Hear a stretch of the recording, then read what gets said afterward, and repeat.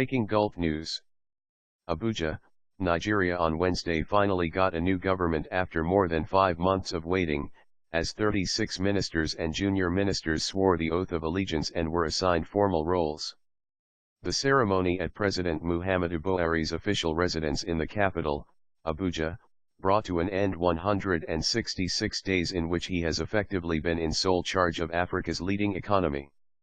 Buhari described the appointments as a milestone and indicated it had taken so long to decide because of the need to put round pegs in round holes with the right people for the job. "I have been conscious of the need not to repeat the mistakes of the past," he said, adding the ministers had been chosen on the basis of their abilities and performance.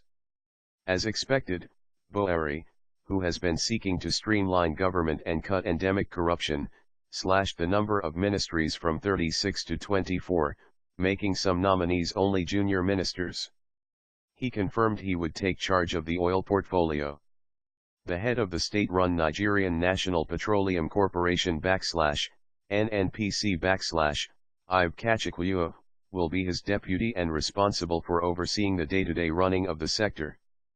Kemi Adeosun, a former investment banker and accountant who recently served as finance commissioner in the southwestern state of Ogun, was appointed finance minister. She faces a battle to get Nigeria's crude-dependent economy back on track, with government revenues hit hard since last year by the global slump in oil prices. GDP growth is currently running at just 2.35%, while inflation is creeping towards 10%, and the naira currency weak. Buhari is keen to diversify the economy of Africa's #1 oil producer, boosting investment in agriculture, manufacturing, and mining.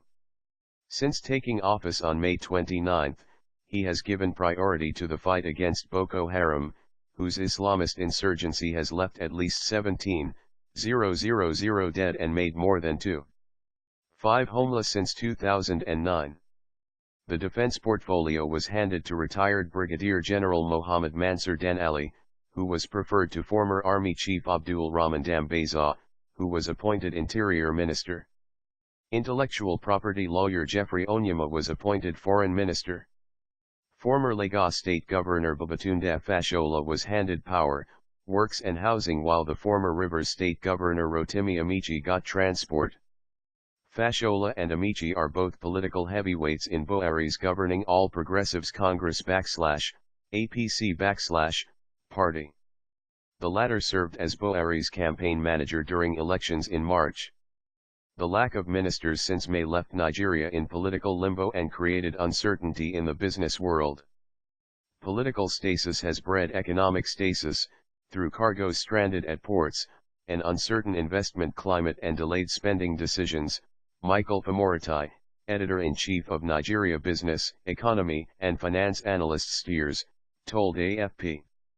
"Too many parts of the economy have stalled as economic agents await government clarity," he said in an email. But with the new ministerial lineup announced, it is hoped a clearer picture should emerge of the government's direction. "The APC made a lot of promises and it needs to deliver on some of the more concrete elements," said Don Daimoa, of political consultancy The Africa Practice. "So it is high time the ministers come on board. They are the ones to translate most of those promises into tangible policies and lead on their implementation." Buhari had been running Nigeria with just permanent secretaries /senior civil servants at government ministries, opening the former military ruler up to opposition charges of autocracy. The new cabinet, containing just 7 women, is made up of technocrats and political appointees from each of Nigeria's 36 states. Last weekend, lawyer Aisha Al-Hassan, who was appointed Minister for Women, won a challenge at an election tribunal to her defeat at governorship polls in April.